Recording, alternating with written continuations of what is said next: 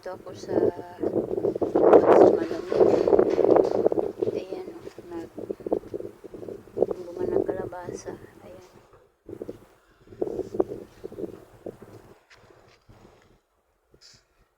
Buhay na yung munggo ko at saka yung mais. Kumulaklak na nga yung mais ko. Ayan. Ayan, nagbubunga na. Ayan o, tanim kong bakdonis. Ayan, kulitis. Ayan o. Kulitis.